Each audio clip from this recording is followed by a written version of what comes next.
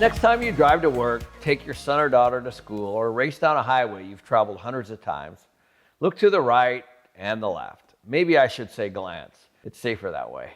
What I mean is this: take time to really look around. After all, you pass by the same houses, same stores, same apartment buildings, the same office parks every day, right?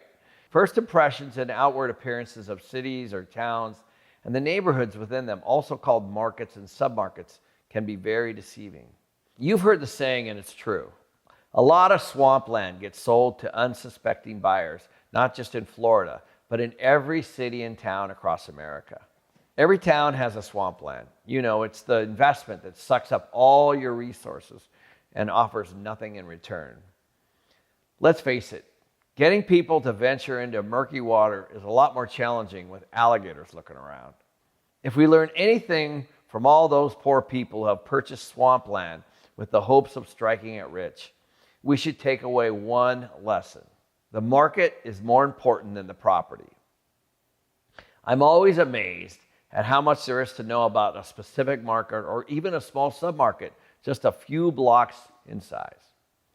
What you see on the surface is just the beginning. And just when you think you know an area well, something changes. In this video, I'll show you how to get beyond the appearances, avoid the swamps, and see the true picture of a submarket and its smaller submarkets. And in the process, you'll gain objectivity, a very good thing indeed when it comes to real estate investing. The three drivers of supply and demand. Supply is defined as the number of rental properties available in a market or a submarket.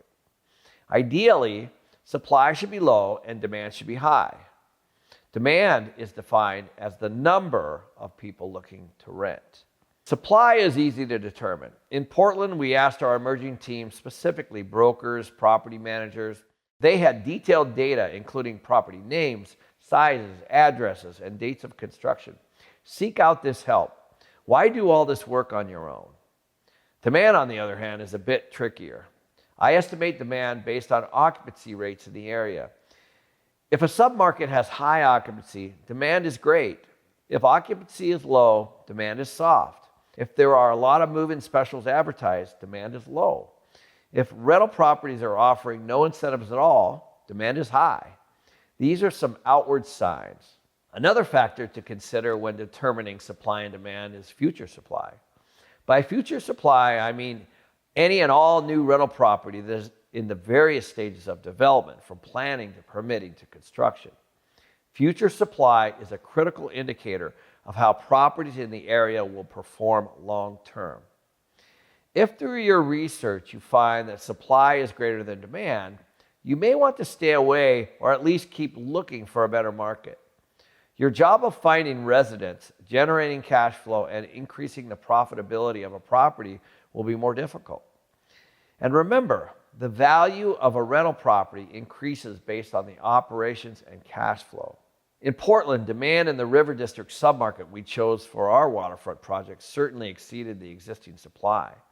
We knew that based on our face-to-face meetings and the fact that nothing was available in the area to rent. But by contrast, in the small mountain community of Fountain Hills, Arizona, the opposite is true. Here, rental properties, including large apartment communities and uncountable numbers of duplexes, condos, and single-family homes, they seem to be everywhere.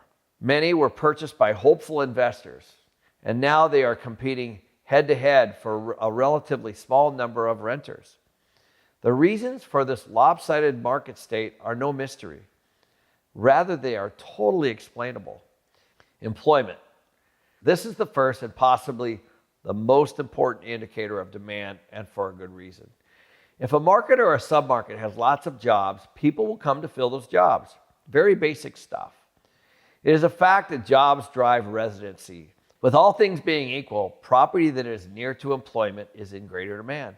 That's not to say that people won't drive to live in a highly desirable city or town, or that people won't drive to their job, but just be aware of the market condition. When you're looking for indicators of supply and demand, look at employment. In the case of Fountain Hills, Arizona, there is little to no employment base at all. Nearly everyone who lives in the town who is of working age works elsewhere, like neighboring Scottsdale. Scottsdale, by contrast, has many employers, Both Fountain Hills and Scottsdale are desirable places to live, and both communities are beautiful places with excellent qualities of life. But Scottsdale wins in terms of employment and therefore in terms of demand. People have to really want to live in Fountain Hills, and many do.